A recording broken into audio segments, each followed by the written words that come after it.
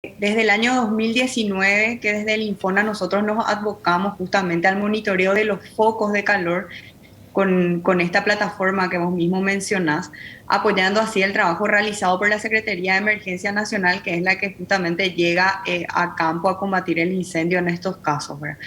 Además, con esta herramienta también posterior a eso, nosotros realizamos la identificación de las áreas afectadas por incendios forestales, porque recordemos que normalmente este tipo de incendios se inician en pastizales y el bosque liga de rebote lastimosamente estos incendios con el vuelo de las pavesas, ¿verdad? O a veces cuando se convierte en incontrolable la quema de pastizales, lastimosamente llega también a los bosques y esta herramienta a nosotros nos permite identificar las áreas, poder medirlas y así también para que nosotros podamos trabajar tanto en la comunicación a los propietarios como también en el posterior control de la restauración del área, ¿verdad? Esta herramienta la venimos utilizando ya desde el año 2018, pero desde el año 2019 es que estamos realizando este reporte de focos de calor, que lo estamos realizando de manera diaria. A partir de hoy lo estamos realizando 2 veces al día, a las 9 de la mañana y a las 7 de la tarde. Lo que reporta esta plataforma son los focos de calor. Es importante definir lo que son los focos de calor, ¿verdad? Los focos de calor son anomalías termales que detecta el satélite, por decirlo así, y son una de las variables que se tienen en cuenta a la hora de poder definir las zonas de riesgo, ¿verdad? Para comprobar que efectivamente este foco de calor se convirtió en un foco de incendio, se debe realizar una inspección in situ y ver las características también dejadas por el fuego. La obtención de estos registros para nosotros es muy importante y por sobre todo está generando un antecedente también del comportamiento del fuego que antes no lo teníamos. Cristina, yo te voy a preguntar una cosa que te va a parecer medio estúpida, medio primaria, ¿verdad? Pero es que, discúlpame la ignorancia, quiero que me enseñes un poquito de esta cuestión. No todo foco de calor es un incendio, ¿verdad? Así mismo. Eh, Asimismo, como te decía Enrique, los focos de calor son anomalías termales, es decir, el satélite detecta cuando de repente en un lugar hay una temperatura muy alta, porque para que haya fuego, para que haya llamas, se tienen que cumplir tres condiciones. Una de ellas es que tiene que haber combustible disponible, otra de ellas es que eh, tiene que haber oxígeno y otra de ellas es que tiene que haber una fuente de calor. Entonces, justamente la temperatura o esos focos de calor que detectan el satélite son unas variables muy importantes para que nosotros podamos, digamos, poder decir, esta es una zona de riesgo o no. Hoy, por ejemplo, una zona de riesgo muy importante son los departamentos de Concepción y San Pedro, porque ahí se cumplen dos de las variables más peligrosas, ¿verdad? Hay mucho material combustible inflamable disponible para quemarse y se están detectando muchos focos de calor. Entonces, foco de calor es una cosa, es, digamos, unas temperaturas un poco más altas. Y foco de incendio, cuando nosotros hablamos de foco de incendio, ahí sí estamos hablando de un fuego activo o de las llamas, como se conoce comúnmente. yo te hacía esta pregunta porque creo que mediáticamente cometemos a veces el error de presentar como la misma cosa el foco de calor que el fuego. Y entonces mi siguiente pregunta es, ¿qué porcentaje en términos de promedio tradicional, digamos, de focos de calor terminan siendo focos de incendio? Y vos sabés que no existe una regla para poder decirte tantos focos de calor, tanto porcentaje de foco de calor se convierte en foco de incendio, porque eso depende de muchas variables. Con decirte que, por ejemplo, podemos tener nosotros 10 focos de calor, pero de esos 10 focos de calor, por ejemplo, los 10 se convierten en focos de incendio por las condiciones del área. Como podemos tener también, por ejemplo, 20.000 focos de calor y ninguno de esos focos de calor se convierte en un foco de incendio porque existen un montón de otras variables, como te decía, que hacen que eso pueda convertirse en un incendio. Entonces no existe, digamos, un porcentaje que nosotros podamos decir 80%, 90% se convierten en focos de calor. Es una reseña que justamente ahora estamos construyendo desde el año 2019. Sí podemos hablar de zonas críticas, como te decía, teniendo en cuenta otras variables Como te explicaba, por ejemplo, el caso de Concepción y San Pedro, que son departamentos en donde hace bastante tiempo, digamos, no hay un paso del fuego muy grande. Eso hace que haya mucho combustible seco listo para ser quemado. Entonces, cuando nosotros detectamos una cierta cantidad importante de focos de calor en esos departamentos, como lo está haciendo el día de hoy, que son más de 200 focos de calor en el departamento de Concepción, sí podemos decir, Concepción hoy en día es una zona crítica porque se cumplen estas variables. Cristina, dos últimas y muchísimas gracias por tu tiempo. Yo lo que te voy a preguntar ahora, te vas a reír un chiqui seguramente, pero es porque veo películas, películas norteamericanas.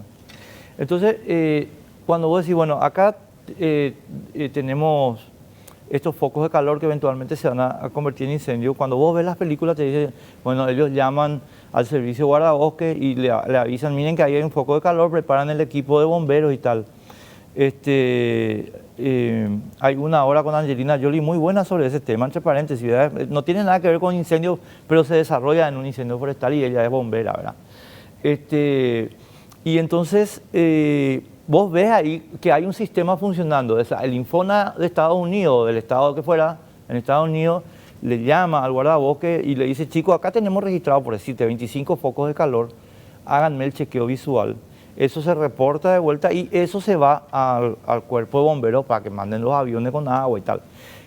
¿Tenemos algún dispositivo parecido o estamos a la buena de Dios? No, justamente este reporte que nosotros venimos realizando de focos de calor es un trabajo interinstitucional, no es solamente el INFONA que lo realiza la academia en conjunto con la CEN, el Ministerio del Ambiente, y estos reportes se van pasando justamente también todos los días al Cuerpo de Bomberos Voluntarios, a los municipios, a las gobernaciones, al Ministerio Público y también, por supuesto, a la CEN. El día de ayer justamente tuvimos una reunión con un equipo económico bastante ampliado para tratar el tema de incendios forestales y ahí el ministro Roa también estuvo presentando el plan de contingencia que tiene la CEN para el caso de los incendios forestales, en donde justamente está desplegando tanto maquinarias como camionetas y carros hidrantes en diferentes puntos del país para que justamente de acuerdo a estos reportes y también la confirmación in situ o no del foco de incendio se pueda actuar de una manera más rápida en conjunto con el cuerpo de bomberos más cercano.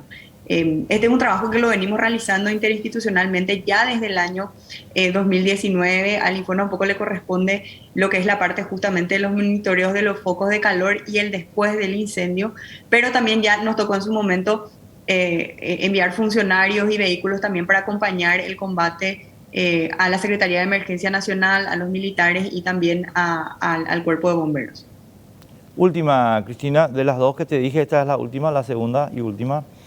Yo te voy a plantear una situación que fue denunciada ahora, no porque tenga los detalles, sino porque se hizo una denuncia pública que entre paréntesis fue totalmente desmentida, pero me sirve para usarla de ejemplo. Ahora con el escándalo de Fidel Zavala surgió en redes sociales la denuncia que el incendio el año pasado en la estancia de sus familiares fue provocado para eliminar con excusa de incendios forestales la reserva forestal que es obligatoria. Reserva forestal que para muchas empresas ganaderas representa entre comillas una pérdida. Y entonces hay como que un esfuerzo malicioso, digamos, de eliminar la reserva, argumentando incendios. Obviamente la familia de Fidel desmintió esto y lo desmintió con pruebas. Y yo no estoy abriendo ningún juicio de valor sobre eso, yo creo que ellos dicen la verdad. Pero el caso me permite presentarte como hipótesis que efectivamente es probable que haya gente que esté haciendo eso. ¿Cómo determinan ustedes que eso, cuando eso ocurre, los responsables sean castigados, ¿verdad? Bueno, mira, nosotros desde el año 2019 que se hicieron que ocurrieron los grandes incendios en el Chaco, abrimos, para no decirte un número exacto, más de 50, creo que fueron en total 52 investigaciones preliminares de focos importantes que se generaron justamente en zonas forestales, tanto en el Chaco como en la región oriental. Ahora, conocer cómo se generaron esos focos de incendio es una tarea muy difícil y lenta, ya que no existe una institución pública, privada, ONG, quien sea, que pueda atribuir una responsabilidad nominal a alguien. Nosotros incluso podemos saber dónde se inició el foco de incendio, pero es muy difícil saber quién fue el que inició ese foco de incendio. De igual manera, desde el Infona nosotros convocamos a los propietarios de todos los inmuebles que fueron afectados por incendios forestales, tanto el año 2019 y el año 2020, y lo haremos también con todos los afectados por el año 2021, para que realicen su descargo correspondiente y así poder cotejar también con los registros de focos de calor. Lo importante que te hablaba justamente de esta plataforma con la cual nosotros estamos trabajando, que es la obtención de estos registros, para nosotros es muy importante para ir generando antecedentes en cuanto al comportamiento del fuego en la zona, o ya decías vos, en las mismas reservas forestales. Porque es cierto, es una práctica que se realiza muchísimo en el campo. Hoy en día la ley no permite que un bosque o una reserva forestal que haya sido afectada por el fuego se utilice ya sea para ganadería, agricultura o algún otro tipo de actividad. Esa área debe ser recompuesta y debe ser restaurada, y esa es una tarea que el Infona tiene justamente a su cargo monitorear. Nosotros estamos monitoreando los inmuebles que fueron afectados tanto en el año 2019 y en el año 2020. Pero como te decía, lo difícil y lo complicado justamente de esta tarea es poder dar una responsabilidad nominal, porque bien sabrás, y bueno, esa es una discusión también que lo tendrán los abogados, es cómo nosotros juntamos los elementos suficientes o las pruebas suficientes para poder decir: esta persona inició el fuego y vamos contra ella, ¿verdad? El año pasado tuvimos un caso muy interesante. No sé si recordarás, fue el caso que ocurrió en San Bernardino, que justo en ese momento el circuito cerrado le captó a una persona que Claro, estaba prendiendo fuego sí, sí, sí.